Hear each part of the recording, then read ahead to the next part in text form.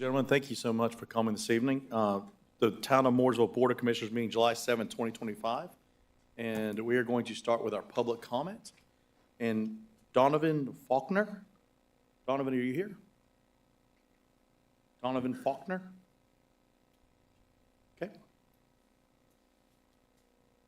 William Goodnow? William?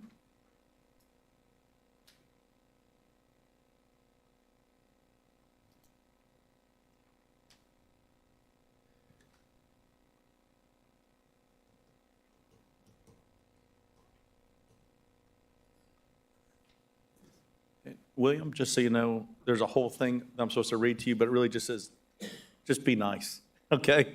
And we'd love to have you come tonight. We appreciate your comments, okay? Thank you. Yes, sir. Thank you for having me. And you have 3 minutes, okay? Yes. I am here on behalf of the residents on South Academy Street between the cross streets of McClellan and Wilson. I have a petition that was given to me, thank you,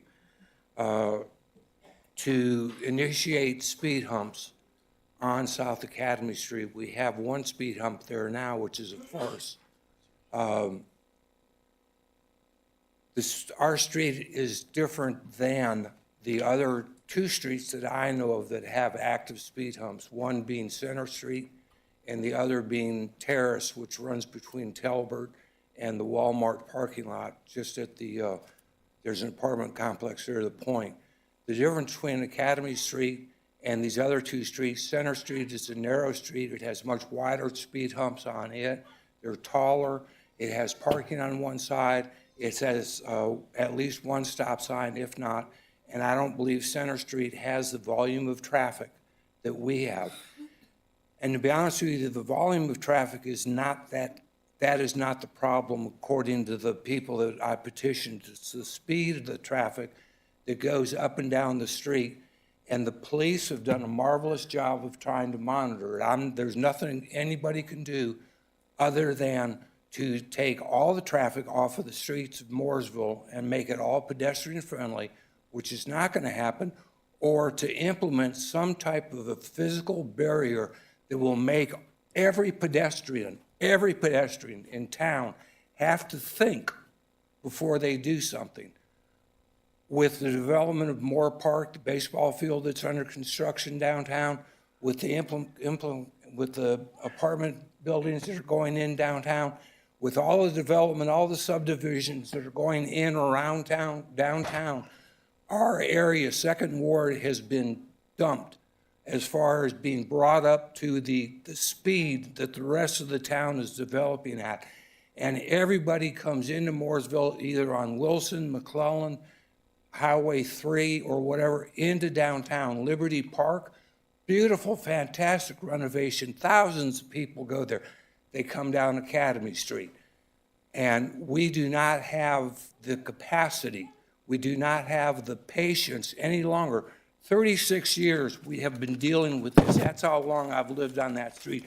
36 years, and in your water bill, you get a thing saying, Lawrence has just been under attack since June, I think, and the board realized, gosh, we need to do something. So they lower the speed from 35 to 25. Our speed is already 25 from the start of Academy down on the south end to the north end. We've got thank you. We've got tractor trailers. It's got to end. We are not a commercial town, commercial street. Thank you. Thank you, sir. We appreciate it. And we will get Officer Dingler in traffic to get up with you, okay? Yep. David Blattner. Hey, Dave, how are you? David, you have 3 minutes, okay? Thank you. I appreciate it. Thank you, Board of Commissioners, for letting me speak today. My name is David Blattner. I live at 110 Overlook Cove Loop. I'm here officially representing the Reserve Morrison Plantation HOA, who are here, some in the crowd. I'm here to talk about a proposed development of property located near Morrison Plantations on the back of the sheet that's being passed out to you now. They're calling this development Park at the Lake. It is being developed by Marquise Developers. We were able to find out about this from an online meeting that they presented, and some of our members were able to go there. And what we found out is that they're currently under contract for 30 acres. Their intent is to put 190 townhomes with 380 parking spaces in this. They continually said these will be rent-in ready, which means they're intending for them to all be rental properties. Sole access to this will be from Plantation Ridge, which is a 2-lane road. Currently, it is outside the town limits, and they said that they were going to be asking for annexation from the town, which is why I'm here today. Some concerns that were brought up by the residents at this meeting were the traffic of 190 homes on Plantation Ridge, which is already overtaxed. The potential future of acquisition of land to connect it to 150, which it currently does not have connection from. The use of all the amenities that the Morrison Plantation privately funds in there that they're contributing nothing to, and there's really no ways to keep any residents from going in and do there. Lack of any tree buffer for Kendra Street there, where all single-family homes.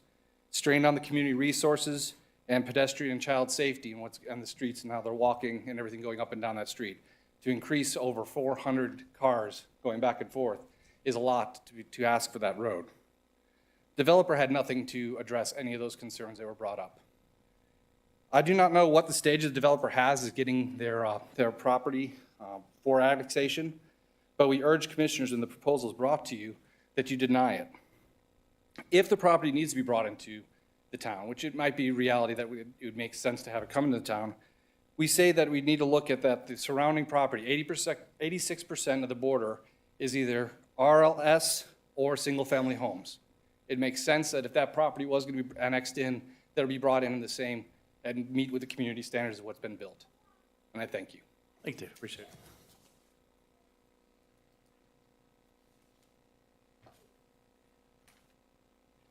Buzz Stepanek? Buzz Stepanek? Hey, Buzz.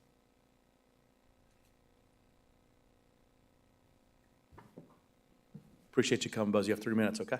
All right. Appreciate it. I'm here on behalf of the Ashland Creek Homeowner Association. Ashland Creek is the neighborhood immediately across the street from Mooresville Middle School. And not long ago, there was a great project to connect all the sidewalks up and down Kistler Farm Road, which is great. But there is one section left undone right now, which is 800 feet. That's basically preventing safe passage for the homes up the Harris Farms, Alta Farms, the Reserve, all of those homes don't have a sidewalk to get. We have a crosswalk from Ashland Creek to cross over to the middle school, but there's no connecting sidewalk up toward those other homes. And also there's a lot of kids from our neighborhoods and all the neighborhoods up and down Kistler Farm that want to walk to the Publix and to the other businesses up there, and they're walking along the road, and it's not safe. And they're walking along in dark clothes at night, and it's just not a safe situation. So I'm here asking that, petitioning that you guys consider completing that road. My friend's going to talk about the fact we've got the NCDOT support. It's correctly, well, I'll let him speak to that. But on behalf of all the neighborhoods and for the safety of the children, we ask that you would consider completing that sidewalk. Thanks, Buzz. Appreciate you. Thank you. Brian Saylor.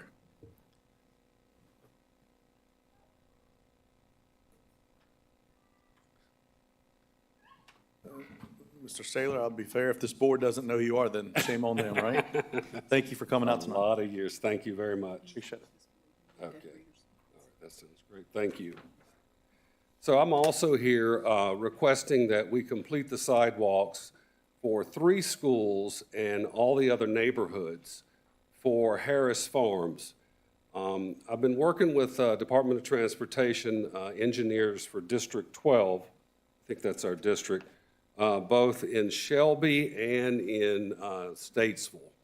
And they have put quite a bit of time in to look at the plats to see if there's enough room for the right-of-ways to do this on the west side.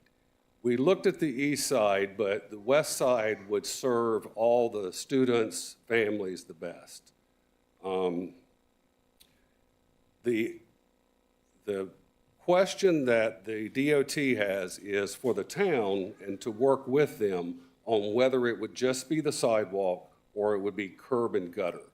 They said that they would be willing to maintain the curb and gutter if the town would install the sidewalks and the curb.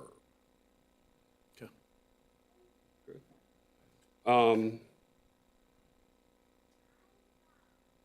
I think that's really got it. We just really want to make sure the kids can get to the 3 schools and that the pedestrians can get to the schools and the shopping safely. Right now, they're walking through these private properties, and it's not been a good experience. One of the homeowners has been putting up signs, even though it's in the right-of-way where they're putting the signs, where the people are allowed to walk. Right, thank you. Okay, and just so you can see, this area right here, to the top of your screen, where the yellow mark is the proposed area. So Ashland Creek is on your left. The sidewalk stops at the property line, and then it goes all the way up to the reserve at Ashland Creek. And I want to thank everybody who worked on those sidewalks. Those have been finished, and they did a great job with those with Prestige Builders. So I think we're now ready, and then this will serve the community well. Awesome. Thank you. All We right. appreciate your help for Thank working you. with us on it. Thank you very much. Thank you, Jane. Sarah Aiken? Sarah?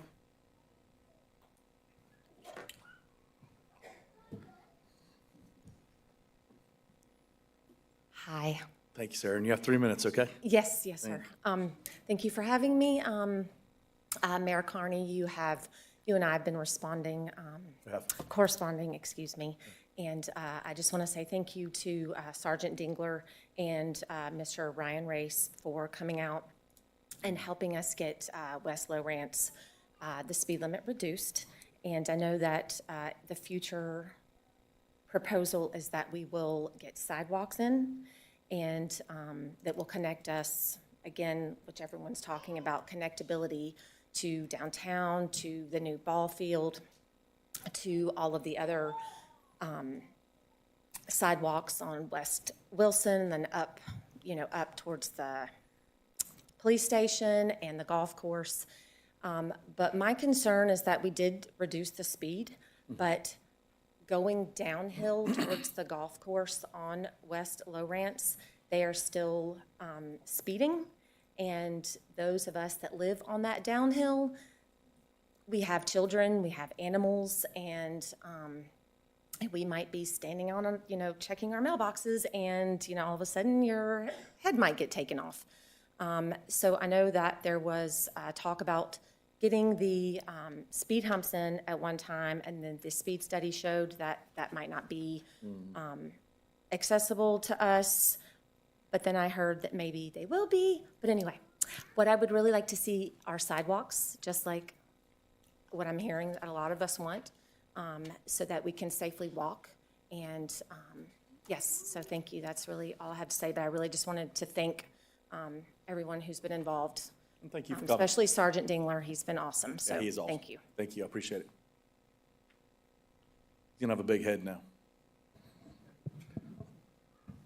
Patrick Wright.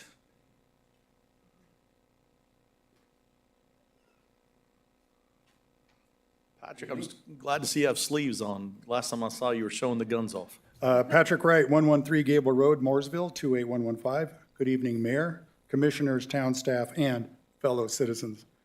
Good to be back around the table.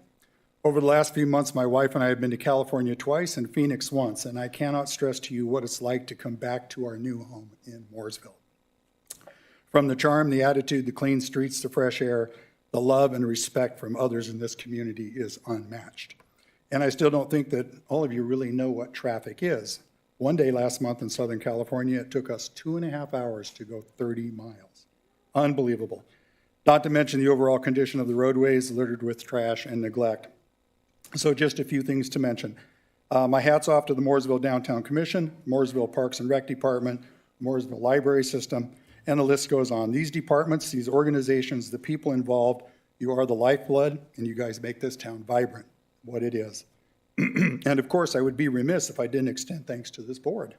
After all, your decisions to fund these various organizations and entities also deserve thanks. And I would like to mention this, a personal thanks to Miss Jane Crosby. I reached out to her with concern as I needed some direction. She put me in touch with Mr. Ryan Race. And as you know, he is a guy that gets things done. Let me give you a brief scenario. In the barrios of Santa Ana and many other areas of Southern California, gangs mark their turf by tying shoelaces on a pair of shoes and throwing up over the power lines running across the street. When my wife and I last returned from California, there was a pair of shoes hanging on the wires over Fairview at Norfolk Southern Tracks. I was aghast at this display of vulgarity. I wasn't sure where to turn. I knew my best option would be to reach out to Miss Jane. She then directed me to Mr. Ryan, who gave me a call. Within a matter of days, this unsightly blight was removed. Again, my thanks to all involved. So I'm probably running out of time. So the elephant in the room is the data center.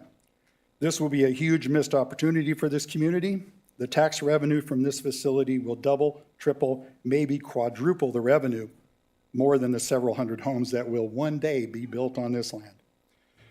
You may have heard that Rowan County has approved a data center from a Florida-based company, and they'll be creating approximately 1,000 jobs with steady income, steady tax revenue, and minimal traffic. With that said, I'll close with these thoughts. What has happened in Texas, although on a much smaller scale than what's happened here with Helene, it is still tragic. These people need our prayers and our support. If you're able, if you have a calling, please volunteer in your community, help serve and love your neighbors, and may God bless America.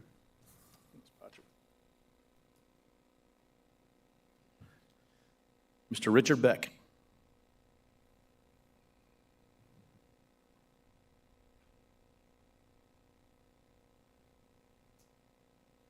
Mr. Mayor, members of the board, members of staff, members of the community.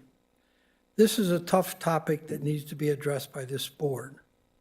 This board, to use an analogy, can be compared to the military Joint Chiefs of Staff, which relies on those subordinates reporting to them to be the first line strength of the military as they execute commands and policy of any administration.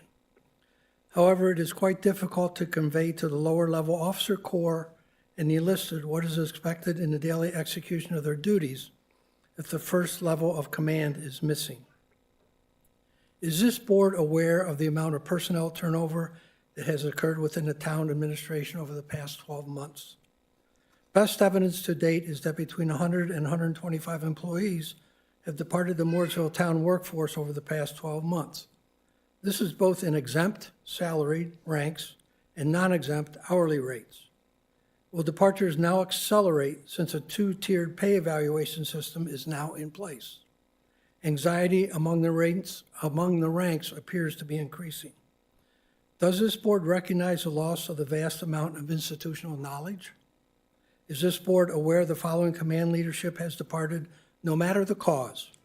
Director of Parks and Recreation, Director of Human Resources, Director of Facilities, Director of Transportation, Director of Police Department Communications, Manager Risk and Safety, Manager Wastewater Treatment Plant, Community Development staff, at least 4 individuals at various level of planner, Transportation Engineering staff. For the current town projects underway, who's picking up the pieces? Who's going to champion the projects? Who's going to ensure remaining staff is not trampled by the development community? Designating one to be an interim position also conveys being temporary, short-term, and adds ambiguity. Remember, pointing a finger at someone else also points 3 fingers at the problem. Thank you. Right, that, and thank you, Mr. Beck. With that, we are going to open our town meeting, call it to order, and ask Commissioner Carricker if you would open with the invocation. And if you would, on a personal note, please, I'm sure you're going to include Miss Debbie Marsh and also Town Manager Duck Wyatt with his health that has been going on, okay? Appreciate you. Let us pray.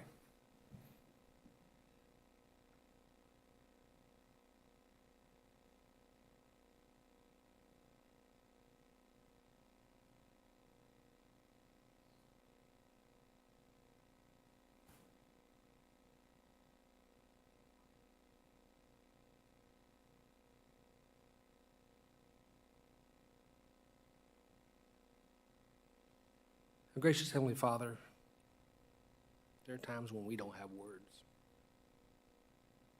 We don't know the words to say.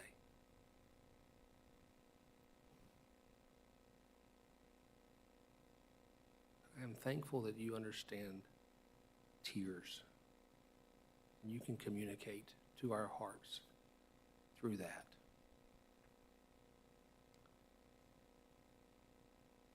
Lord, we have decisions that we'll look at tonight. But in the grand scheme of things, when we think about the people that have lost their loved ones in Texas, these decisions are really not that important.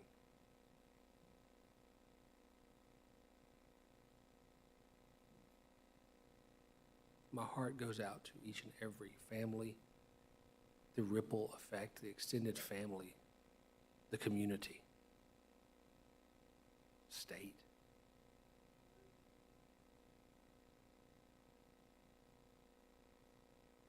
Lord, whenever I saw the message come from Dr. Marsh, my heart just broke.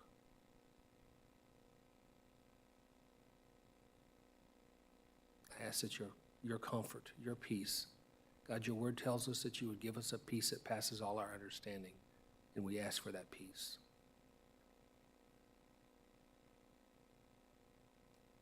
Heavenly Father, we ask for your healing touch to be upon those that need the touch. As Mayor Carney just mentioned, Mr. Duck. Lord, you know what's going on. You know what he needs. We ask that your touch would continue to be upon those that are recovering, but you've been faithful and you've been gracious to them. For that, we are thankful. Thank you for your presence with us tonight in our decision-making process. That, Lord, as we do make these decisions, we ask that you would guide us, that you give us direction, give us discernment,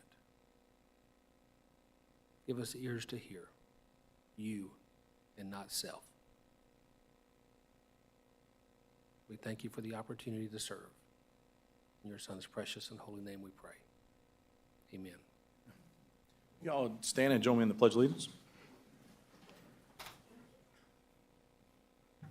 Pledge allegiance to the flag of the United States of America, and to the republic for which it stands, one nation, under God, indivisible, with liberty and justice for all.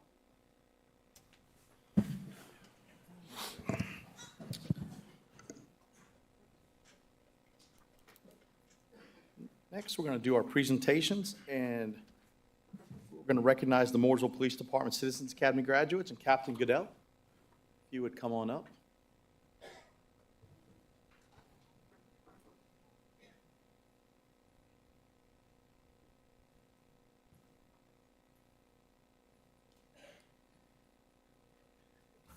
Hey, I'm Captain Goodell. I'm here with retired Assistant Chief Eric Henderson. We're here to recognize our 2025 Police Department Citizens Academy graduates.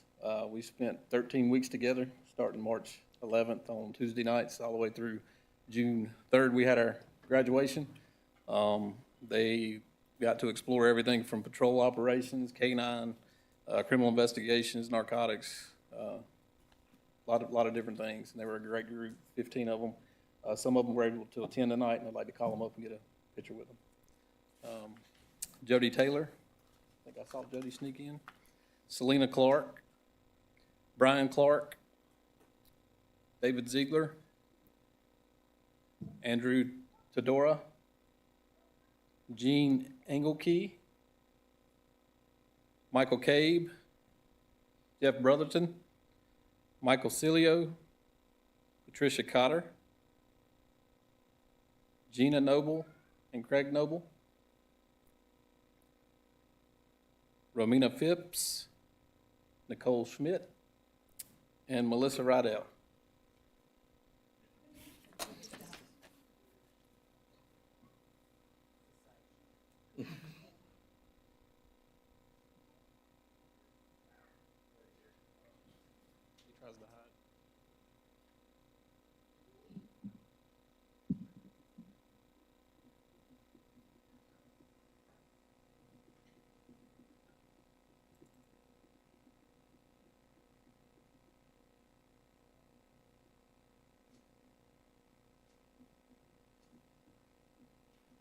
Thank y'all.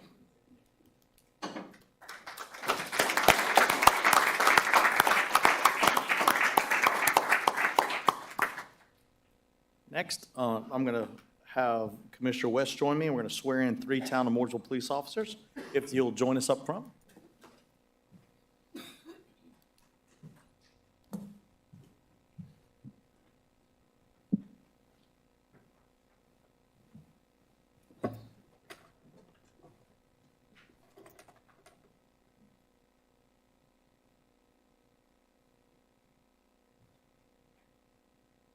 Tell you what, this never gets old for me. I remember the second time I got sworn in as a police officer by the Mayor Pro Tem of Albuquerque, New Mexico. And I remember him looking at me, and I had my hand on that Bible, and I just grinned because I knew he had no idea what I did, and he had no idea what it was like to serve in law enforcement. And that's not going to happen tonight, so it's always an honor for me to get to swear in our police officers here, being former law enforcement, alongside the mayor. And what we'll do is we're going to call each of you and your family up one at a time. And then at the end, I'd like the board to come down and take a picture with the 3 officers. So with that, we're going to start.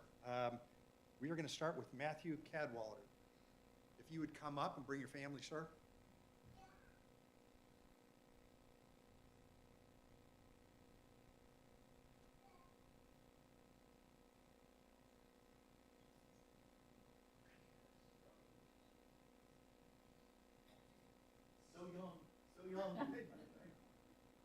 That's a little bit about Matthew. Matthew was raised in East Charlotte and earned an Associate of Arts degree from Central Piedmont Community College. He began his law enforcement career with the Huntersville Police Department. Good for us. Where he served in the traffic safety section. Outside of work, Matthew enjoys quality time with his wife and 2 sons. And I just have to tell you, we're proud to have you here. I'm going to tell you right now, this whole board supports our police department, so you ended up in a great place, sir. And with that, I'm going to have you place your left hand on the Bible and raise your right hand and repeat after me. I, Matthew Cadwallader, do solemnly swear. I, Matthew Cadwallader, do solemnly swear. That I will be alert and vigilant. That I will be alert and vigilant. To enforce the criminal laws of this state. To enforce the criminal laws of this state. That I will not be influenced in any manner. That I will not be influenced in any manner. On account of personal bias or prejudice. On account of personal bias or prejudice. That I will support and maintain the Constitution and the laws of the United States. That I will support and maintain the Constitution and the laws of the United States. And the Constitution and laws of North Carolina. And the Constitution and the laws of North Carolina. Not inconsistent therewith. Not inconsistent therewith. And that I will faithfully and impartially. That I will faithfully and impartially. Discharge and execute the duties of my office. Discharge and execute the duties of my office. As a law enforcement officer. As a law enforcement officer. According to the best of my skills, abilities, and judgment. According to the best of my skills, ability, and judgment. So help me God. So help me God. Congratulations, officer.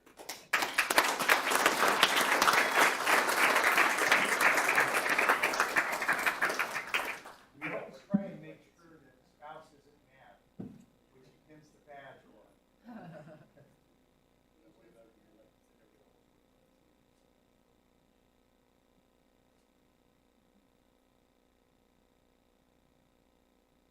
Congratulations.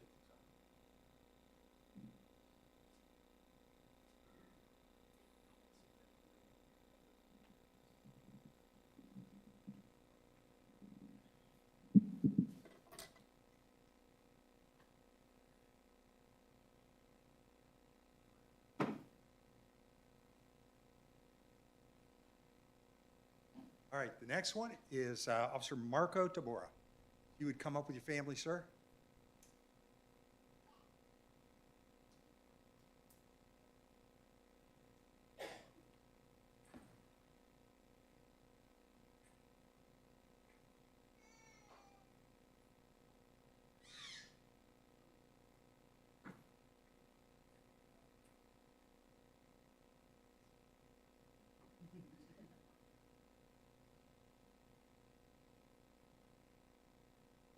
Right, so, a little bit about Marco.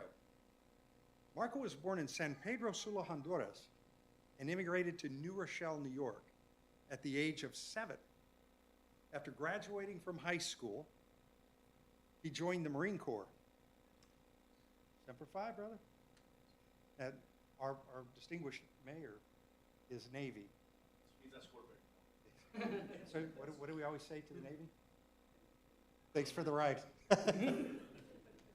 Sorry, Mayor, I had to do that. He served 5 years in the Marine Corps with assignments in Camp Pendleton, California, Thailand, and Okinawa. Oh, you got to go to Japan, too. Awesome. Before being honorably discharged in 2015. In 2020, he met and married his wife, and together they are raising 2 daughters, ages 12 and 3. The family relocated to Mooresville in January of 2023, where Marco worked for TSA at Charlotte Douglas Airport before being selected by MPD to attend BLET earlier this year. He is thankful for the opportunity and looks forward to serving the Mooresville community with dedication and integrity. And I will tell you the same thing that I told Officer Cadwallader. You have a board that backs you. Welcome to the best police department in the state of North Carolina. And again, Semper Fi. With that, place your left hand on the Bible, sir, and repeat after me. I, Marco Tabora, I, Marco Tabora, do solemnly swear do solemnly swear that I will be alert and vigilant that I will be alert and vigilant to enforce the criminal laws of this state, to enforce the criminal laws of the state, and that I will not be influenced in any manner and that I will not be influenced in any manner on account of personal bias or prejudice, on account of personal bias or prejudice, that I will support and maintain the Constitution and the laws of the United States, that I will support and maintain the Constitution and laws of the United States, and the Constitution and laws of North Carolina, and the Constitution and laws of North Carolina, not inconsistent therewith, not inconsistent therewith, and that I will faithfully and impartially and that I will faithfully and impartially discharge and execute the duties of my office discharge and execute the duties of my office as a law enforcement officer as a law enforcement officer according to the best of my skills, abilities, and judgment. according to the best of my skills, ability, and judgment, So help me God. so help me God. Congratulations.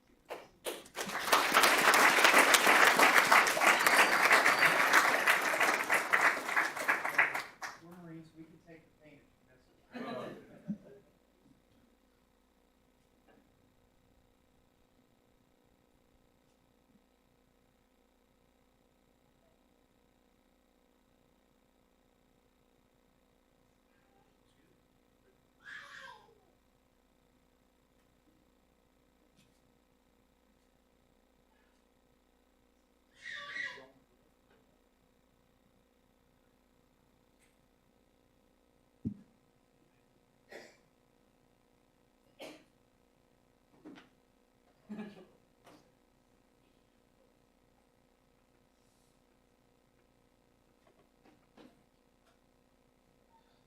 All right. Next is Chandler Watts. You come up with your family, sir.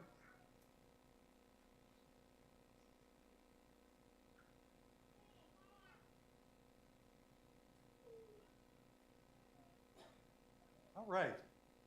So a little bit about Chandler. Chandler's a Mooresville native and graduate of Lake Norman High School. Began his journey in public service, look at that, by joining the Marine Corps Infantry after graduation. What do we always say to the Navy? I'll say, thank you for the right. You're outnumbered now, we're Marines. For over 6 years, he has aspired to become a Mooresville police officer. And he's grateful for the opportunity to attend BLET and start his law enforcement career. Chandler is a devoted family man, and is committed to serving God by serving his community. And with that, sir, I'm going to ask that you put your left hand on the Bible, raise your right hand, and repeat after me. I, Chandler Watts, do solemnly swear I, Chandler Watts, do solemnly swear that I will be vigilant and alert that I will be vigilant and alert to enforce the criminal laws of this state, to enforce the criminal laws of the state, and that I will not be influenced in any manner that I will not be influenced in any manner on account of personal bias or prejudice, on account of personal bias and prejudice, and that I will support and maintain the Constitution and the laws of the United States that I will support and maintain the constitutional laws of the United States and the Constitution and laws of North Carolina, and the Constitution and laws of North Carolina, not inconsistent therewith, not inconsistent therewith, and that I will faithfully and impartially that I will faithfully and impartially discharge and execute the duties of my office execute and discharge the duties of my office as a law enforcement officer as a law enforcement officer according to the best of my skills, abilities, and judgment. according to the best of my skills, ability, and judgment. So help me God. So help me God. Congratulations.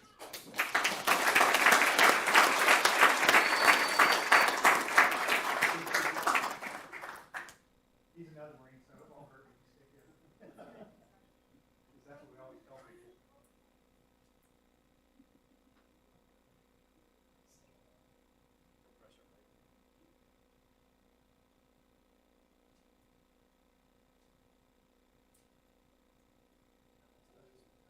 You guys want to come down? Take a picture?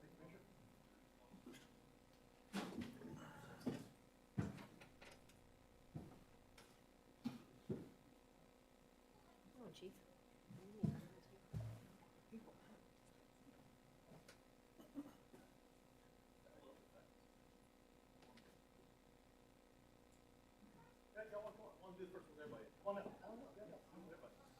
One big family.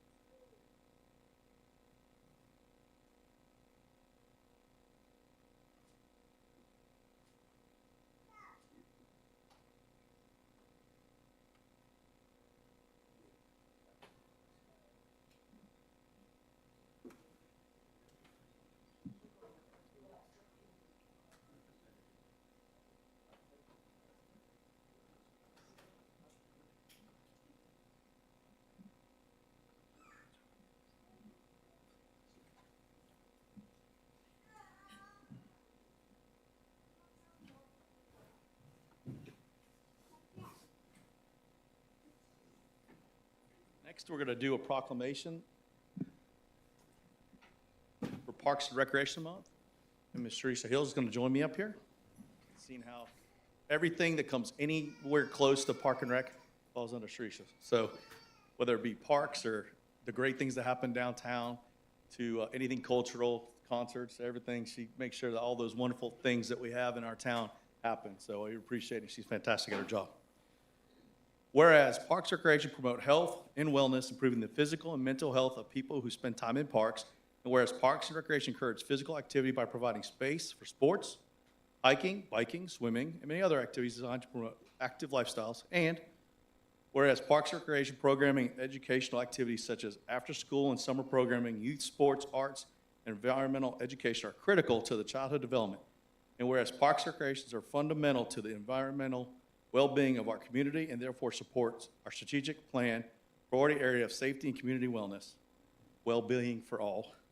And whereas Parks and Recreation increase a community's economic prosperity through increased property values, increased tourism, and the attraction and retention of business, and therefore supports our strategic plan, priority area of individual and community economic vitality. Who wrote this?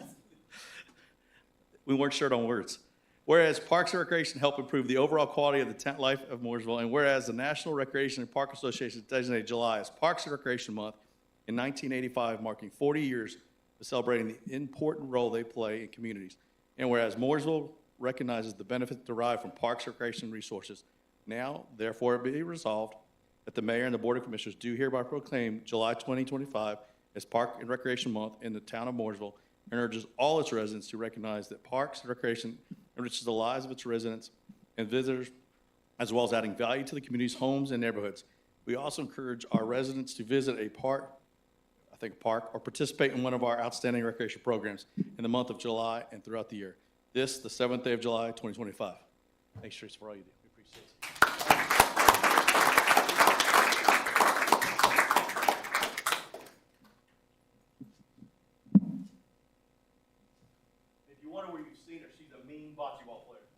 Get out of the vice boss, you can take the money.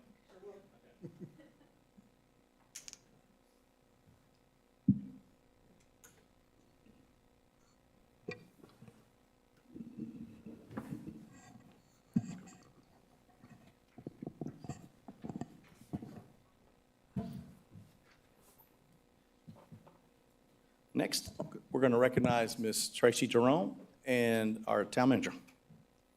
Thank you, Mayor. So we'd like to celebrate first our new hires. These are new team members who are joining our illustrious team to continue to provide exceptional service to our community. As you can see, our new team members stretch across a number of parts of the organization, lots of great departments. We also always like to celebrate our promotions and our transfers. And again, we have a number of them. We celebrated a few of our new police officers tonight.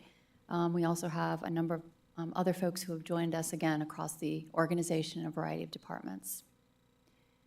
We have a number of anniversaries, including a 30-year anniversary in our golf and operations area. Mr. Jeremy Elliott has spent 30 years with us. We have a 15-year veteran, Mr. Candelario, in utilities. 10 years with police department. And then we also have 5-year celebrations here, both in E911 as well as PD. It's important for us to be able to attract, but it's also important for us to retain the very best talent that we can to ensure that we provide exceptional customer service every day, both internally and externally to our community. So thank you for all the great work, those of you who are celebrating anniversaries, and we look forward to celebrating more. It's important to remember that although it is North Carolina and it's the summertime and we all know it's hot outside, it is important to remember that there are safety concerns when you're spending time outside. We spend a lot of time with safety training for our employees to make sure that they are safe as they do their work outside, because we have a lot of our team members who do a lot of work outside.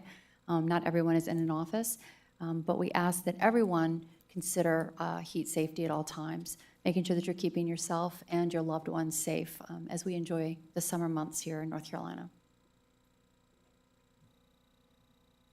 We'd also like to celebrate our newest members with the Mooresville Fire and Rescue Team.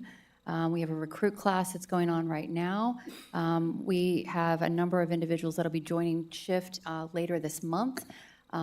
Thanks to the innovations that Chief Deaton has led with his team, we're doing a number of what PD would refer to as lateral individuals, people who come in with other types of training. They've had training in other organizations, so we can fast track them and we can get them on board quicker and faster.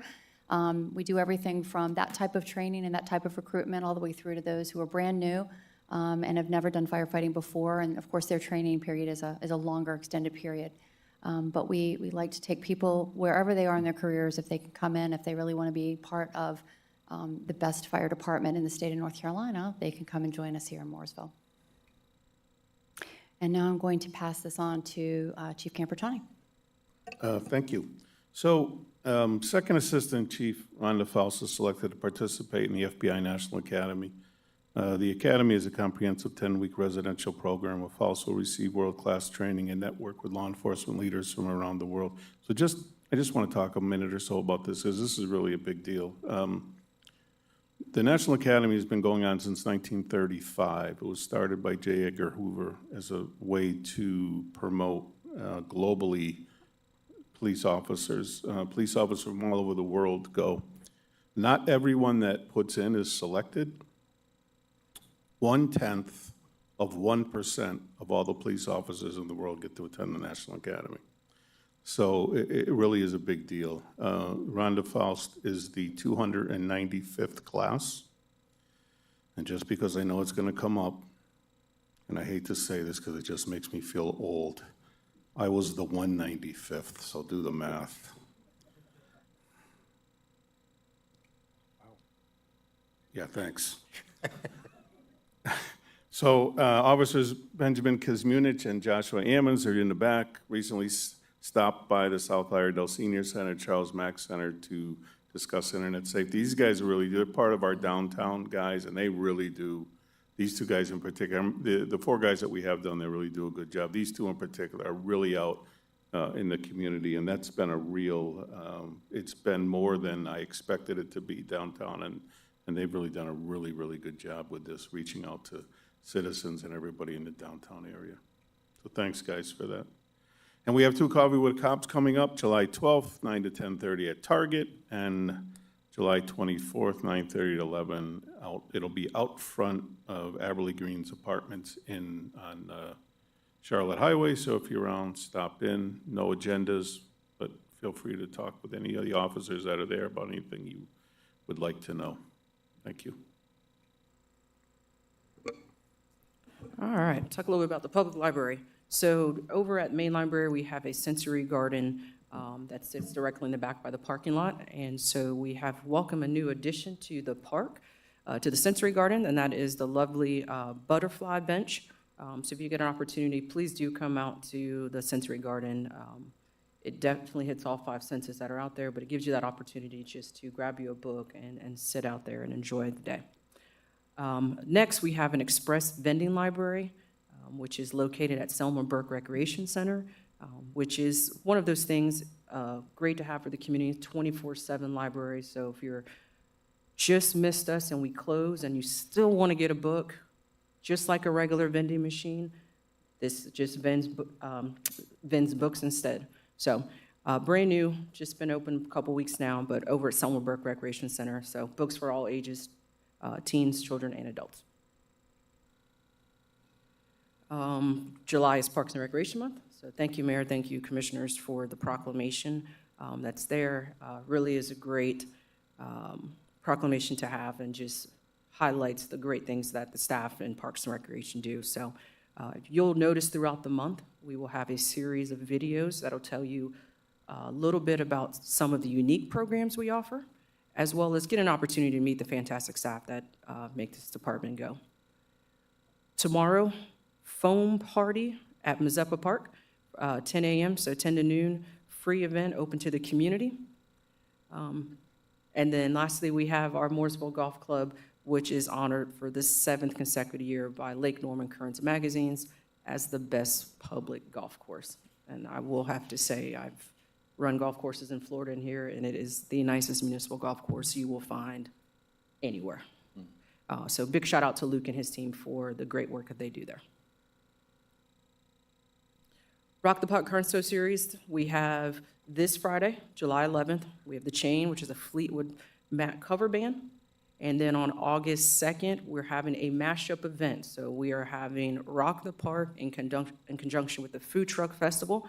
So 2 for the price of none, because it's free. So 5 p.m. food truck, 7 p.m. concert. We've been telling you the last couple of months, we will announce, and it is 38 Special. Will be in concert, bringing their signature blast of Southern rock. So August 2nd, mashup event, food festival, and Rock the Park. And with that, I'll pass it to Ryan. Thank you. Just one slide for me this evening. Always trying to engage the public in different ways and manners. One of the requirements of our stormwater permit is that we have a public hearing. So Ryan came up with an idea, rather than have a public hearing, why don't we try to go out and meet the public in a public setting? So we went and tried at the main library and held a afternoon education that was very well attended. As you can see, Ryan interacting with a couple folks of our community, and it's probably a change that we're going to make moving forward. So kudos to the stormwater folks and finding out ways to better engage with our community. So with that, Manager Jerome, that concludes the manager's report. Thank you, ATM Race. We'll now pass it to Town Attorney Sharon Crawford. That's okay. I just wanted to take a minute to talk about the scope of municipal authority in North Carolina. Municipalities are granted authority from the state, and states are often referred to either as home rule states or as Dillon rule states. In home rule states, municipalities have broad powers to make their own rules. In Dillon's rule states, municipalities only exercise powers that are either expressly granted, that are implied, or that are essential to a municipality's purposes. North Carolina is a little bit different than those types of states in that grants of authority are interpreted narrowly. And what that means is that in North Carolina, cities and towns only exercise powers that are expressly granted by the state legislature. So that is through state statutes or through local bills or a town's charter. And the state legislature controls whether the state, the county, or the town has authority over a service or a governmental function. For example, counties have exclusive responsibility for schools and for social services. The town has authority over zoning and land use and utilities and other things like that. But ultimately, the state legislature determines through state statutes what the town can or can't do. For example, the town cannot charge impact fees for developers. And I'm happy to answer any questions. Thanks, Sharon. And just if I could piggyback on the recreation, I think it's important because so many people move to Mooresville, and obviously it's, I think, the greatest town in America. Or else I wouldn't want to be mayor here. I agree that people come here because of how awesome it is. But when you talk about recreation, it's 2025. In 2005, it's hard to believe this, but Bellingham Park, for those of you who've been there, only half existed. Mazeppa Park didn't exist at all. Cornelius Park didn't exist at all. Hope Park didn't exist at all. Talbot Rec Center didn't exist at all. The pickleball courts at War Memorial didn't exist at all. It was literally almost it was really unfortunate, the lack of recreation that we had. So all of that's happened in 20 years because a lot of people realized how important it was to have good recreation in Mooresville. That's a lot of parks in a short amount of time. So I just want to, again, give you a lot of credit to the staff because, you know, it's one thing to pay to build them, but you guys keep them looking great and keep them moving. And every time we throw a new park at you, I mean, you guys don't miss a beat. And again, the current town Mooresville Golf Course, those of you who know, was nothing like it is until Lisa and Eddie and some of y'all did, I think it was before y'all's time, approved to redo it. And it is certainly probably the most fantastic public golf course I've ever been on. And it does 60,000 rounds a year, y'all. 60,000 rounds. When I had the old golf course, we lost $250,000 a year with no debt. Now they make $1 million every year. How about that? So that just shows you what happens when people really invest in something that works great. So I give kudos to all of them, all the people who've gotten us here, past commissioners and past boards as well. And with that, we're going to do our adjustments to the agenda. Under presentations 4C, we're going to add proclamation and recognize Parks and Rec Month. Under regular agenda, we're going to 8E, remove consider request from the Planning and Community Development Department to adopt an ordinance for annexation request AX 2025-07 for 4.697 acre site at 754 Oak Ridge Farm Highway. We're going to update 8H, consider request from the Finance Department to adopt resolutions approving allocations of budgeted funds for outside agency funding distribution for fiscal year 2025-2026. We're going to update 8I, consider request from the Nominating Committee to adopt a resolution approving citizen advisory boards and committee appointments as recommended. 8J, we're going to update, consider request from the Town Manager's Office to adopt a resolution approving a Memorandum of Understanding, right of entry and due diligence access agreement with Lowe's Home Centers LLC regarding proposed land for Fire Station 7. 8K, we're going to add consider request from the Planning and Community Development Department to approve a resolution scheduling public hearings for land use items. With that, may I have a motion to approve the adjustments to the agenda, the consent agenda, and the regular agenda as presented? So moved, Mayor. Mr. West. Second, Mayor. Second by Commissioner Dingler. So that is a first by Commissioner West, a second by Commissioner Dingler. Is there any discussion on that motion? All in favor, please say aye. Aye. Aye. Opposed?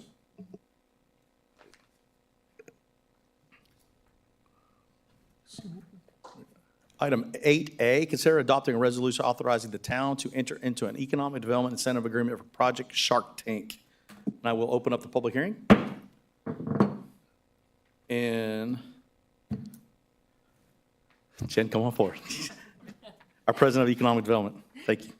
Thank you so much. Thank you, Mayor Carney and Town Commissioners, for the opportunity to present Project Shark Tank for consideration of an economic development incentive grant. So Project Shark Tank is also known as Sheets Laundry Club. They are an existing privately owned Mooresville manufacturer of plastic-free, eco-friendly cleaning and personal care products. They've been around since 2019 and appeared on Shark Tank in November 2019 and were successfully offered a deal, which has led to their continued success here in Mooresville. The company currently leases the facility in the South Iredell Business Park, which houses the corporate headquarters and primary manufacturing operations. Additional manufacturing operations are located in Wisconsin, Kentucky, and Georgia. The company is in growth mode and plans to invest in an expansion at their current facility here in Mooresville, with improvements both to the real property and the addition of new machinery and equipment. Iredell EDC is requesting an economic incentive grant from the town to Sheets Laundry Club for up to $19,192 paid over 3 years, based on a capital investment of $2.2 million and the creation of a minimum of 9 new jobs. The grant would be calculated based on 80% of real property and 50% of tangible personal property taxes paid based on the actual increase in tax value as a result of the investment being made by December 31st of 2026. On behalf of the EDC, I want to thank the commissioners for your consideration of this grant and would be happy to answer any questions. Questions from the board? Okay, thanks, Jeff. Appreciate it. We have no one signed up for public comment. Anybody have any questions before we close the public? Okay, that, we'll close the public hearing and ask for a motion to approve the incentive for Shark Tank. Go ahead. So moved. Commissioner Deweese? Oh, to read it. Go ahead. 30.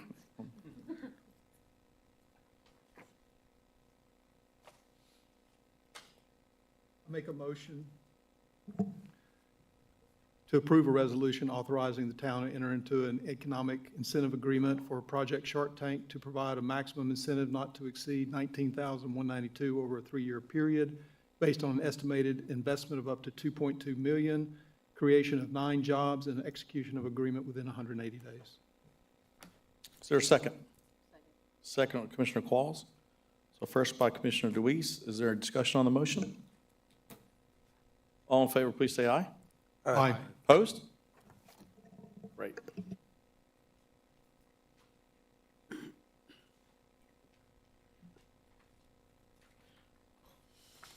Next, consider a request from the Planning and Community Development Department to adopt an ordinance for landmark request Mount Moore Plantation, also known as the Rufus Reid home located at 104 Leslie Loop.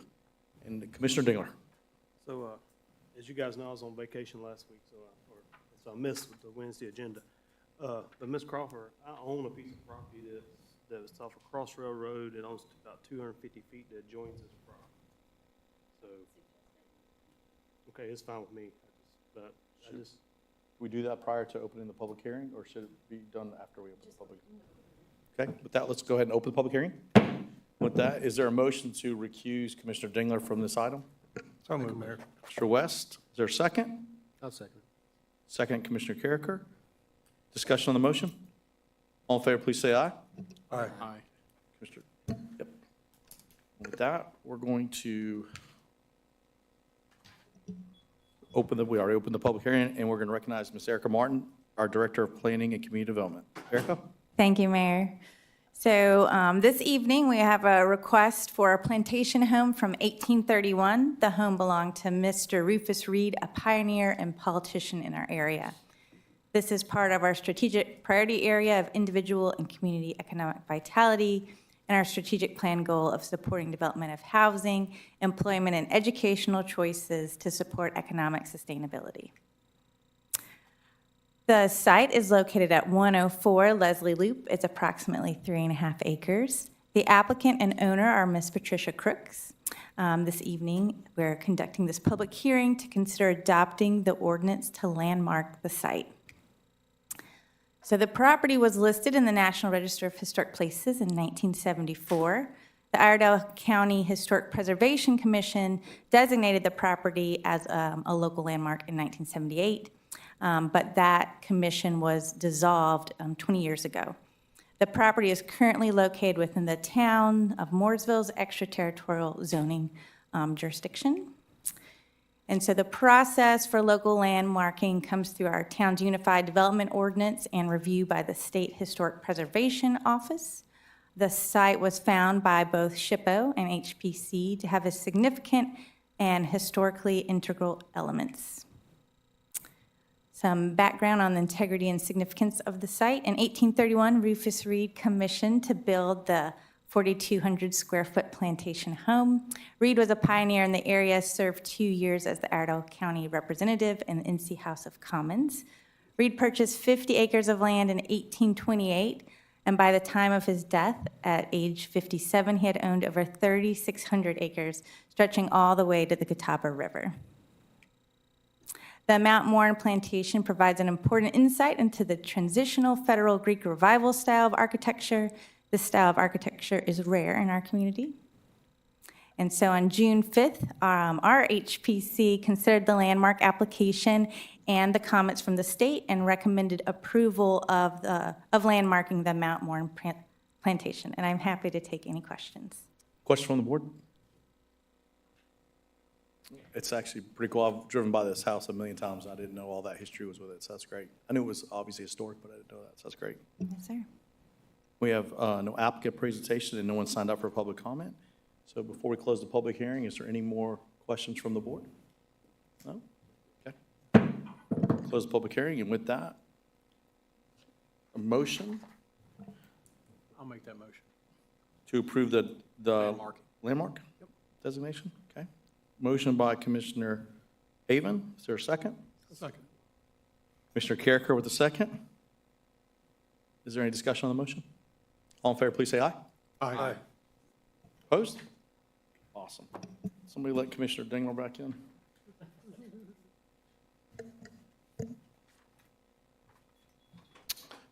That, we're gonna, item 8C, consider a request from the Planning Community Development Department to adopt an ordinance for rezoning request RZ 2025-04 for a .69 acre site located at 144 McNeil Lane. With that, we're going to open the public hearing. And again, we're going to recognize Ms. Erica Martin. Thank you, Mayor. So this is a rezoning a site that's currently under Iredell County's jurisdiction to the town of Mooresville District of Residential Limited Service. This rezoning would allow Ms. Susan Autry to continue serving as the town of Mooresville Historic Preservation Commission member.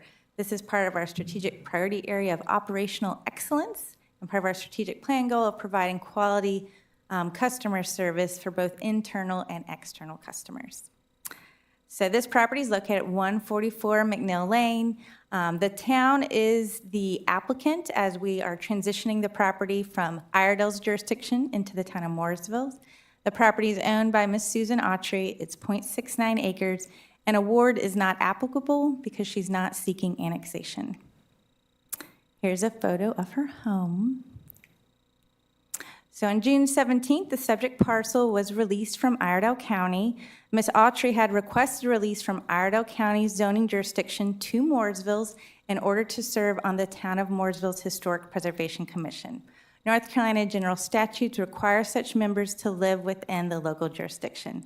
The property will remain outside town limits, but will be part of our zoning jurisdiction. The town of Mooresville zoning must be assigned due to release from Iredell County to avoid the site becoming unzoned.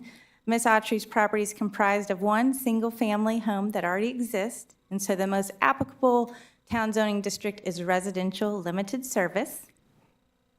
When we look at our map amendment standards, this meets almost all of them except for the development being reasonably serviced. Town services are unavailable in the area. However, Ms. Autry is not seeking annexation, so she does not need public utilities or services. Ms. Autry is simply seeking town zoning for the purpose of serving on our Historic Preservation Commission. And the Planning Board unanimously recommended this request. Thank you, Mayor. Question from the board? Okay.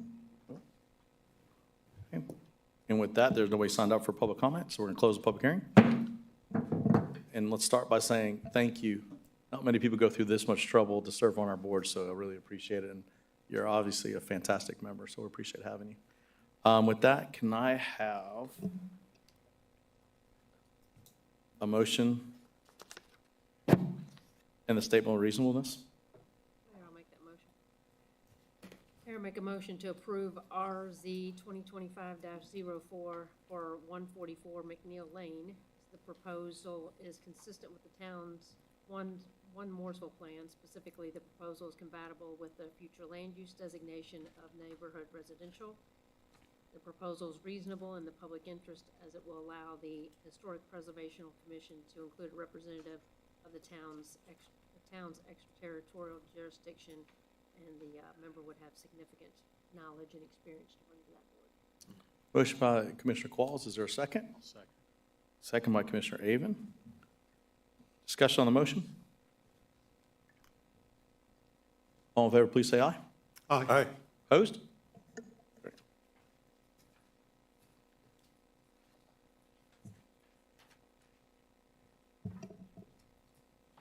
Next, item 8D, consider request from the Planning and Community Development Department to adopt an ordinance for conditional zoning, request CZ 2025-06 for 7.96 acre site located at 205 Overhill Drive. And with that, we're going to open up the public hearing. We're going to recognize Miss Veronica Bateson. Thank you, Mayor Yes, ma'am. and Commissioners.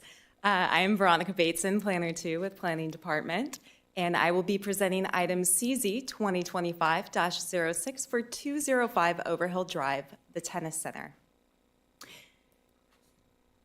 Item CZ 2025-06 for the Tennis Center is a conditional rezoning to update a previous concept plan to create a pathway for an established business to pursue further growth. This case aligns with the strategic priority area of individual and community economic vitality by supporting the strategic plan goal of assisting sustainable business growth by leveraging local strengths and identifying new market opportunities for expansion. The owner is Lake Norman Tennis Center, and the applicant is Brian Cohn with Providence Partners. It is located at 205 Overhill Drive, is 7.96 acres, and in voting Ward 2. Here you will see a picture of the current site, which is situated between Overhill Drive and Oates Road, between Cliffhangers and Blue Gate Boat and RV Storage. For site history, the site was conditionally zoned in 2013, and the approved concept plan can be seen on the left of the screen. This plan includes the existing development that can be seen on the right of the screen. The approved plan from 2013 also includes 2 outdoor tennis court areas and a tree preservation area in the center of the parcel. The proposal is to update the concept plan to include an interior indoor tennis court where the outdoor tennis courts and tree preservation area were depicted in the 2013 concept plan. The proposal includes a relocation of the open space area as well as an updated fire turnaround for the proposed indoor tennis courts. In addition, this plan also includes a future office building on Oates Road. Staff has contacted NCDOT regarding their Oates Road project and received feedback that this project has not yet been finalized. However, the proposed 60-foot right-of-way does comply with the current comprehensive transportation plan.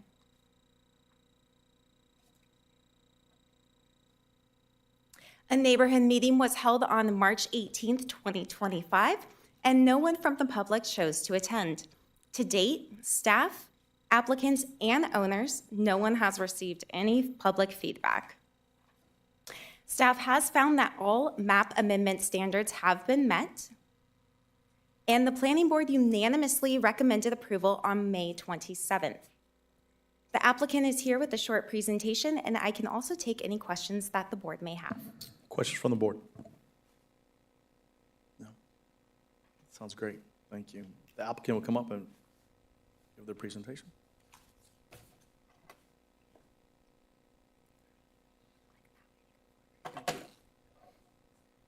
My name is Brian Cohn, 185 Behringer Drive, Statesville. This is pretty quick, so hopefully. So as they said, the original developers of the tennis center in 2013 had to make some estimates on what they were doing back then. Things have changed over time. So the reality is the outdoor courts are not as popular as the idea of an indoor court. Roughly, we're covering the same amount of area or surface area as we intended to do from day one. And so essentially, I just overlaid the building's footprint over where those existing outdoor courts were proposed to be. And that would also add to the office building there next to cliffhangers. And again, that back in 2013, all the built-up area in the watershed was accounted for. All the stormwater control measures were already in place, so nothing changes from the engineering side of things. Just simply, we have a big roof over the tennis courts, basically, is what it comes down to, and some additional tree planting areas, and that is just an idea of where things go. Again, there'll be a turnaround, a little cul-de-sac there, just simply for fire truck access and handicap access. And it'd be 4 tennis courts within that building, and then the office building is a 2-story brick structure, but that's in the future. There's no immediate plans. This is just a quick elevation of the tennis center indoor building. It is a sprinklered building that is actually unconditioned, but that was what they asked for. And then the office building, just a general rendering or an idea, but yet that has not been fully developed until after the tennis center is built. And I'd be glad to take any questions or you may have. Questions for the applicant from the board? I remember when I didn't serve on the board at the time, but I remember the family that did this at the time, and I think that they just were trying to meet a need that Mooresville had, and obviously it wasn't a corporation, it was, family, local family that did it, so I could see why as you've gotten more into it, you've now had. As their business models evolved, and obviously. Sure. In days like today, I imagine indoor is a little better than outdoor for tennis. Right. Ms. Crawford. Thank you. Mr. Cohn, just for the record, I want to confirm on page 152, there's a draft ordinance with 4 proposed conditions that I believe planning has reviewed with you. Just want to confirm on the record, are you agreeable to those conditions? We are agreeable to those conditions, and they are part of the plan set. Thank you.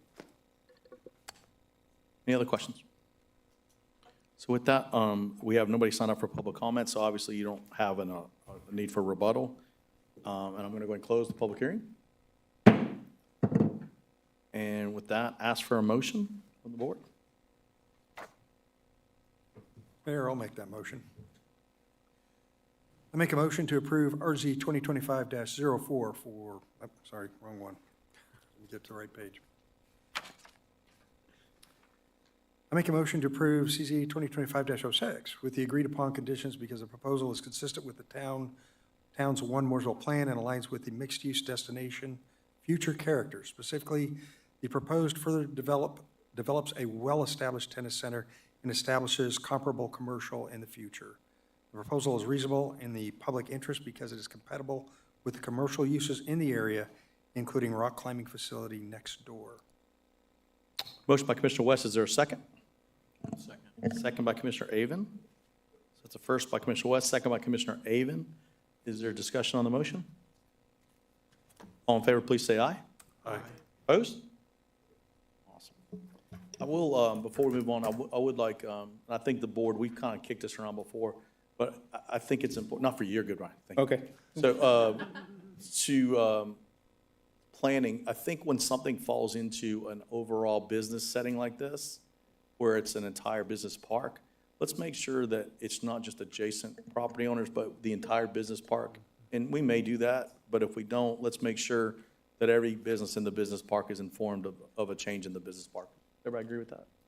I think we've talked about before that we want to make sure that everybody is aware, especially so they keep track of like architectural design, stuff like that they want to make sure you keep an eye on. We've removed 8E.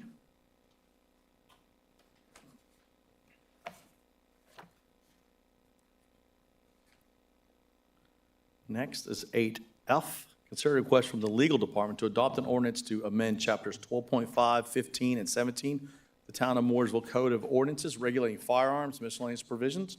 With that, I can do this, Sharon. Recognize Ms. Colleen, I never said your last name, Schechter? Schechter. We're on a first-name basis, y'all, I apologize.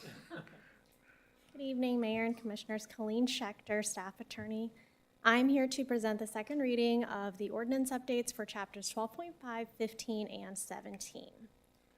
So as I just mentioned, this is a second reading. We are going to be asking for adoption tonight. This did require 2 readings because there are criminal penalties involved.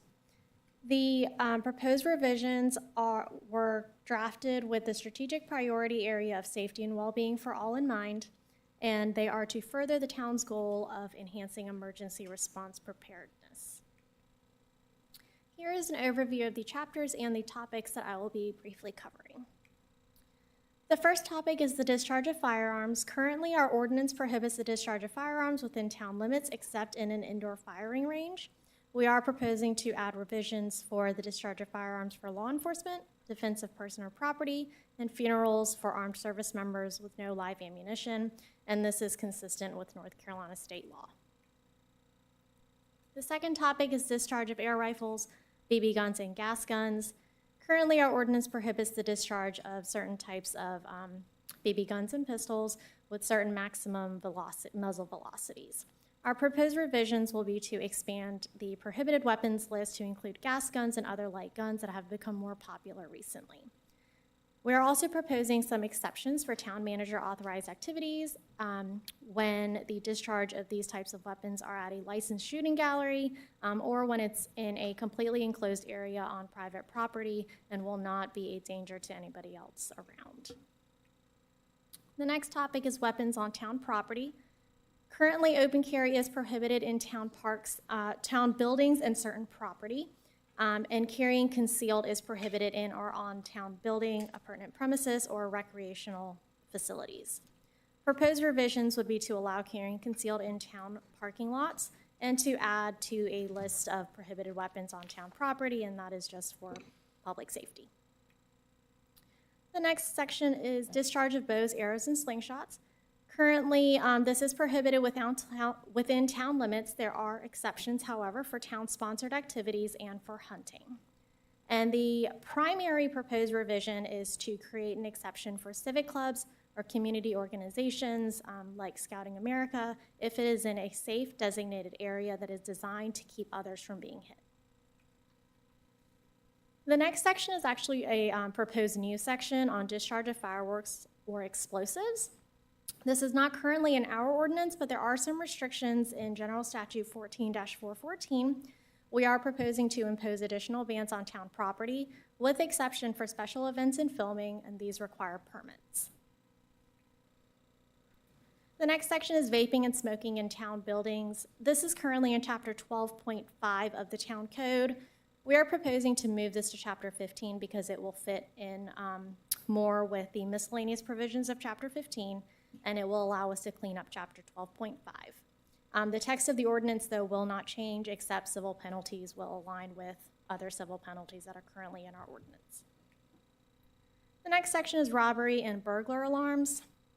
Currently, the town charges a certain amount of fines for false alarms, and if that bill goes unpaid or if there are 4 or more false alarms, the police has the discretion to not respond. We are proposing to repeal that because that is a public safety hazard.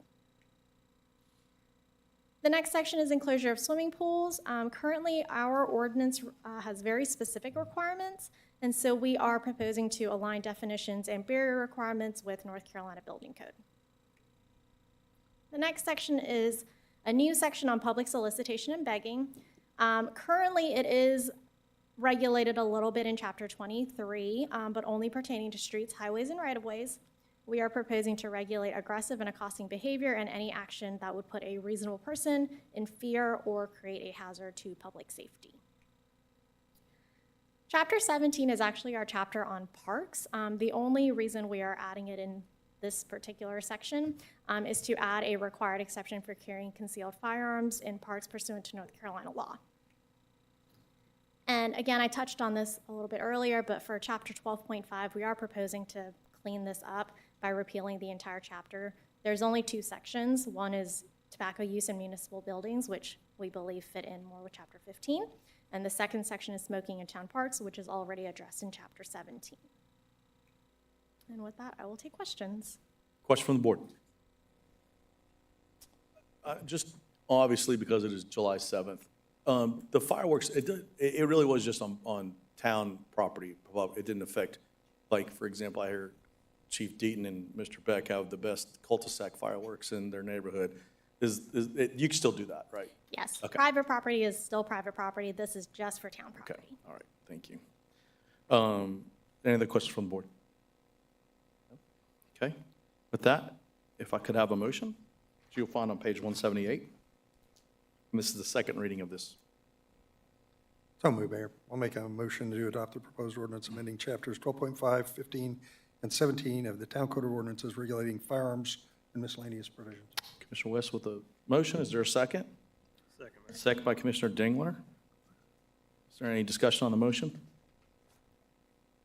So the first by Commissioner West, second by Commissioner Dingler, all in favor, say aye. Aye. Opposed?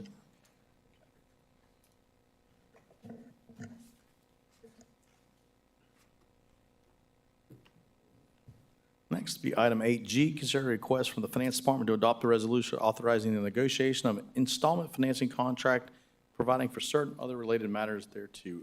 With that, we're going to open the public hearing and recognize Chris Quinn, our CFO. Thank you, Mayor. Good evening, everyone.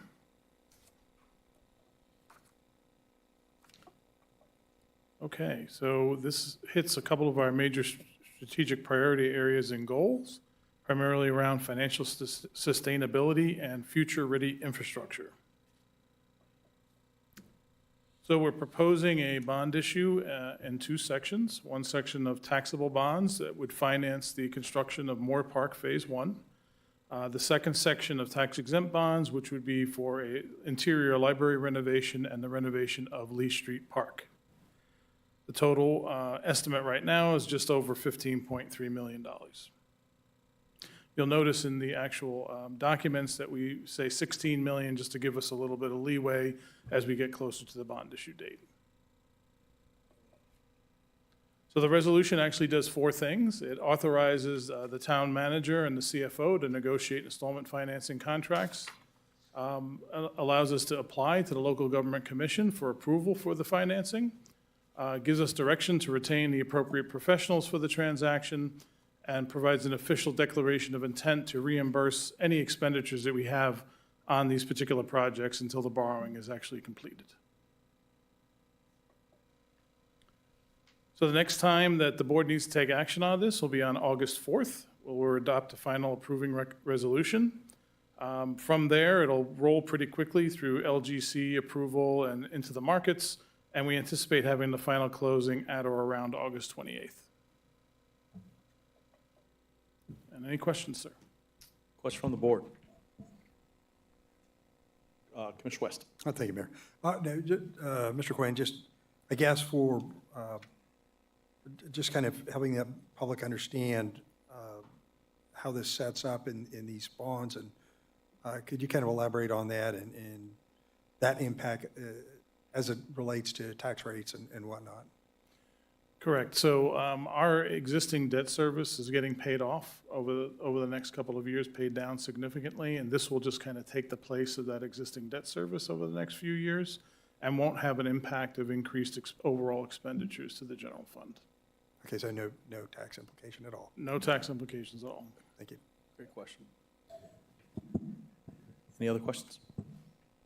Nope, great. And with that, we're going to go and close the public hearing since there's no public comment. And with that, can I have a motion? Mayor, I'll make that motion. Go ahead. I'll make a motion to adopt a resolution authorizing the negotiation of an installment financing contract and providing for certain other related matters thereto. Motion by Commissioner West, is there a second? Second. Second by Commissioner DeWeese. Any discussion on the motion? First by Commissioner West, second by Commissioner DeWeese. All in favor, please say aye. Aye. Opposed?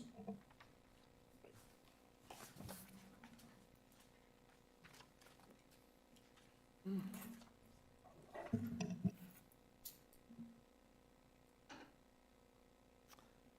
right.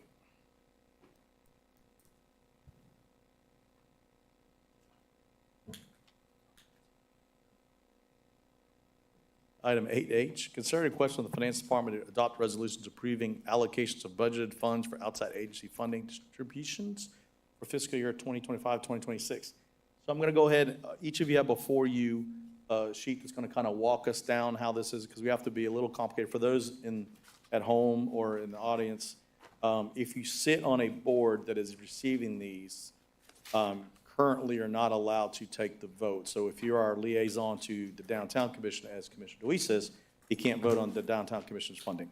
If you sit on the Economic Development, Commissioner Qualls can't sit on. So that's just the way the state law. We have made changes to fix that for next year, but as of this year, we're just following along with the state of North Carolina's laws, okay? So that's what you're getting ready to watch is that. They have no personal money to be gained from any of this. And with that, we're going to go ahead and acknowledge Assistant Town Manager Srisha Hill to present outside agency funding recommendations for 2026. Thank you, Mayor. So the following organizations that we do have, basically, these organizations align with our strategic plan, but they also provide a service that either the town does not provide or a program that the town does not provide, and it helps us fill that gap. So with our first one, it is Iredell County Economic Development Corporation for $178,251. And As a board member on that Economic Development Corporation, I would like to request that I be recused from the deliberation and funding of this, again, as I sat on that board as a representative of this town board. Can I have a motion to recuse Commissioner Qualls Make a motion. from this one item? Commissioner Carricker with the motion, is there a second? Second by Commissioner DeWeese, all in favor say aye. Aye. Opposed? Okay, thank you, Commissioner Qualls. Okay. Ms. Hills? I think it's on you to, so we recommend as the staff that funding Iredell EDC for $178,251. With that, is there any discussion on that funding? No? Can I have a motion? I'll make that motion. Commissioner DeWeese? I make a motion to approve funding for the Iredell County Economic Development Corporation, the amount of $178,251. Motion made by Commissioner DeWeese, is there a second? Second. Second by Commissioner Dingler. Discussion on the motion? Motion by Commissioner DeWeese, second by Commissioner Dingler. All in favor, please say aye. Aye. Opposed? Great. With that, we'll have Commissioner Qualls come back in.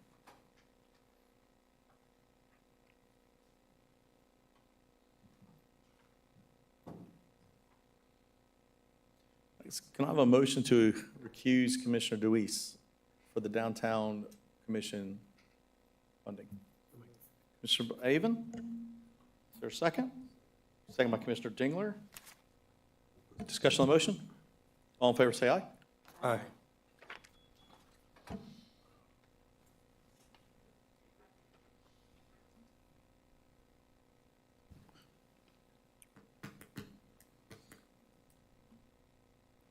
So this is the second of our three resolutions. This is for the Mooresville Downtown Commission.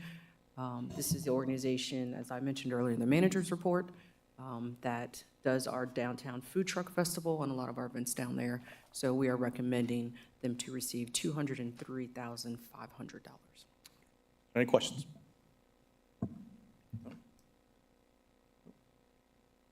All in favor, please say, I'm sorry. Can I have a motion to get ahead of myself? May I have a motion to fund the Downtown Commission? Make it, Mayor. Commissioner Dingler? Make a motion to approve funding for the Mooresville Downtown Commission in the amount of $203,500. Motion made by Commissioner Dingler. Is there a second? Second, Mayor. Commissioner West? Who's just louder? Discussion on the motion. Mayor, Commissioner Carey? I do have some concerns about it, but there's stuff we will probably need to work through later on with that. But we can talk about that. Just want to say, I mean, I'm in favor, just have some concerns. Okay.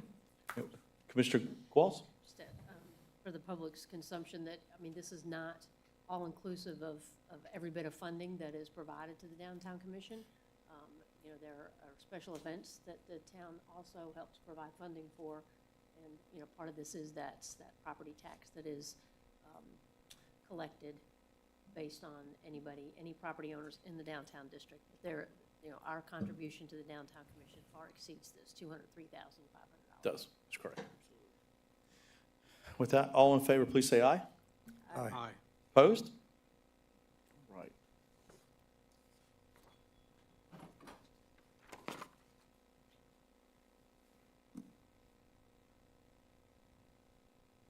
Town manager race has become the sergeant at arms. Right. All right. Now we're going to address the rest of the funding. All right.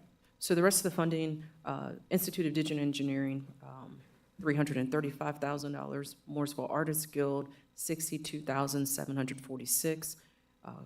Community Children's Theater, $15,000. Iredell Council on Aging, $48,500. The Mooresville Museum, $24,000. And the Chamber of Commerce, $35,000. And again, a lot of these organizations, like the Children's Theater and the Artists Guild, really do provide that gap in service that we do not do in-house. So it allows us to work with them and partner with them to continue to offer those great programs and/or services to the community that the town does not have. As we say, we love to facilitate, not operate, right? If we can help it. 100%. Sounds great. With that, is there any questions? With that, may I have a motion to approve the funding of the agencies that not present a conflict of interest, which would be the Institute of Digital Engineering, Mooresville Artists Guild, Mooresville Community Theaters, Iredell Council on Aging, Mooresville Museum, and Mooresville South Iredell Chamber of Commerce? Is there a motion? Commissioner Deweese?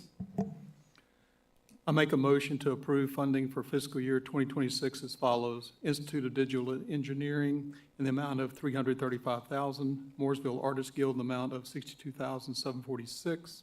Mooresville Community Children's Theater in the amount of $15,000. Iredell Council on Aging in the amount of $48,500. Mooresville Museum in the amount of $24,000. And the Mooresville South Iredell Chamber of Commerce in the amount of $35,000. A motion by Commissioner Deweese. Is there a second? Second, Mayor. Second by Commissioner West. Discussion on the motion?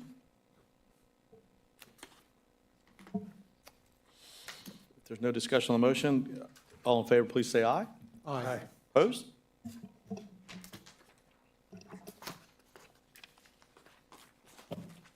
Next, item 8I, consider request from the nominating committee to adopt a resolution approving citizens advisory boards and committees appointments as recommended. Commissioner Qualls. Thank you, Mayor. The nominating committee is bringing forward the following names for said boards. We had a lot of great applications. Here, I think we'll look forward to getting that ask out there earlier to highlight each board so that we are capturing a lot more applications. The nominating committee would like to present for the ABC Board, Sharon Wingo, to fill a term July 1st, 2025 through June 30th, 2028. Board of Adjustment, Mike Jones, July 1st of 2025 through June 30th, 2028. Board of Adjustment, in-town alternate, Matthew Frederico, July 1st, 2025 through June 30th, 2028. And Board of Adjustment for the ETJ would be Jason Fobbs. And the great thing is about Mr. Fobbs is he actually lives in the ETJ. We didn't have to go outside the ETJ, the ever-shrinking ETJ. He will serve, accepted July 1st, 2025 through June 30th, 2028. Historic Preservation Committee, David Cole and Patty Cotter will serve for term July 1st through 2025 through June 30th, 2029. Mooresville Housing Authority, Annette Keller, July 1st, 2025 through June 30th, 2030. Planning Board for the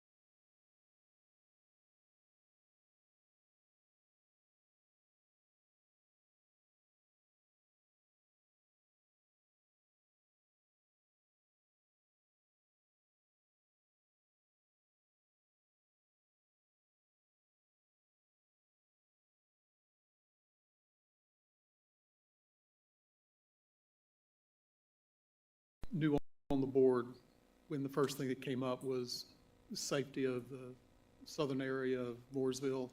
It's just been a continuous problem, and it's like almost everything that we discuss, it's always something about, the lack of safety and everything down in that area. And the fact that now that Chief Deaton and his fine group of firemen will be able to get in and out of that area, be able to service all those places, is just, to me, it's been a eyesore for us. It's been a problem, and I'm just super, super excited that we're about to bring that to resolution, and thank you for all the work that you did on this. I appreciate you guys. As I tell people, I tell my wife I'm sorry every day. It doesn't bother me to tell anybody else I'm sorry too. So it is always nice to, again, we have to give a lot of thanks to just the awesome corporation that they are. And their generosity is obviously impressive all the way around town. There's very few things you can see that they haven't tried to make better, yeah. So with that, we have a motion and a second. All in favor, please say aye. Aye. Opposed? Okay, thank you. 8K, consider request from Planning Community Development Department to approve resolutions scheduling public hearings for land use items. And we're going to recognize Ms. Erica Martin. Thank you, Mayor. Staff requests the scheduling of the 4 items on your screen. Overhill Drive storage, the conditional rezoning of. A annexation and rezoning off of Connector Road for industrial. And then at 1316 Mecklenburg Highway, an emergency utility connection annexation request. And then the return of 754 Oak Ridge Farm Highway, a small commercial site seeking annexation. Thank you, Mayor. Questions from the board? Ms. Martin? Yeah, and I do want to let you know, it was, as you got an email, that was my fault. That line we haven't quite decided on with Troutman is actually north of the project that we were talking about. So obviously I asked Ms. Martin to send that out to you. So again, now that we have that line a little more solid, that will be south into our district, not into Troutman's district, okay? So we did a little homework on that. And with that, can I have a motion? So moved, Mayor. Motion to schedule these hearings by Commissioner West. Is there a second? Second. Second by Commissioner Qualls. Discussion on the motion? First by Commissioner West, second by Commissioner Qualls. All in favor, please say aye. Aye. Opposed? Great. Is there any new business this board has this evening? I will just reiterate again, Debbie Marsh's family, the Marshes, and I think all of us truly don't have words to say. So my heart breaks for them, and I know y'all's does too, okay? And with that, we're going to move into closed session under Consult with Attorney GS 143-318-11A3, Brenda Bryant versus Jeff Steiner. North State Environmental Incorporated versus Town of Mooresville, Gray Local Media Incorporated versus Town of Mooresville, Economic Development GS 143-318-11A4, Acquisition of Property GS 143-318-11A5, and Personnel GS 143-318-11A6. Is there a motion to go to closed session? So moved, Mayor. Mr. West with the motion. Is there a second? Second by Commissioner Dingler. Discussion? All in favor, say aye. Aye.